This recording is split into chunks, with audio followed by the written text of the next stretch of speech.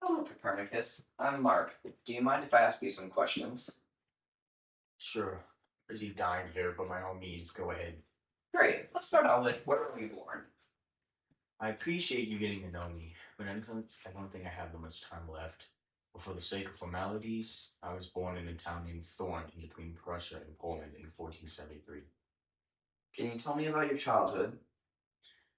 I don't remember much about my childhood, but I do know that when I was very young, my mother died, and when I was about the age of 10, my father died as well.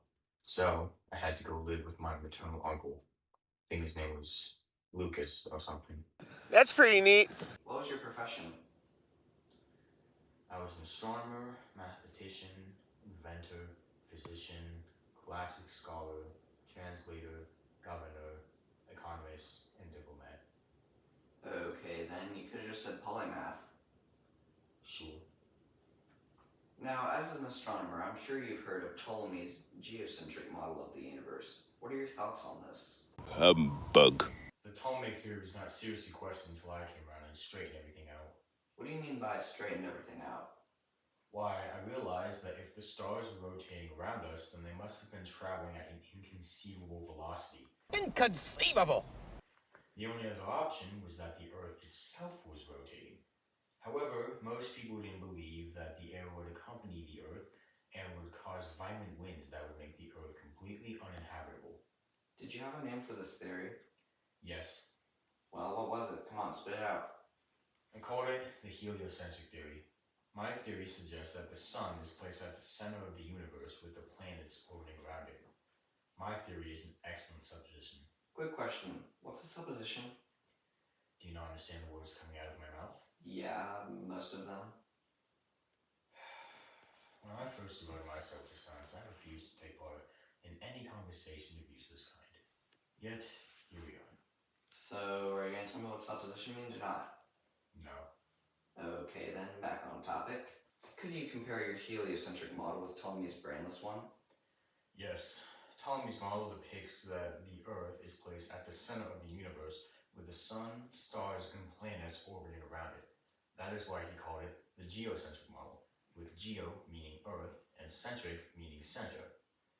However, my model depicts that the Sun is placed at the center of the universe, with the planets orbiting around it. That is why I called it the heliocentric model. Didn't anyone try to contradict this? To my knowledge, nobody said it was impossible. I saw that the stars might be hundreds or thousands of times farther than others. Once I set forth my theory, no one with the mental ability or will could contradict my theory. How do you think the public will accept your new idea? Well, I only published it a few months ago and feel that my work contradicts the Bible. Also, I'm expecting to get a copy of it today. However, I'm afraid that the public wouldn't be too eager to accept my idea. I have a book for Mr. Copernicus. That would be me. Okay, here you go. Well, from what I read, you died a few days after this, so look at your book.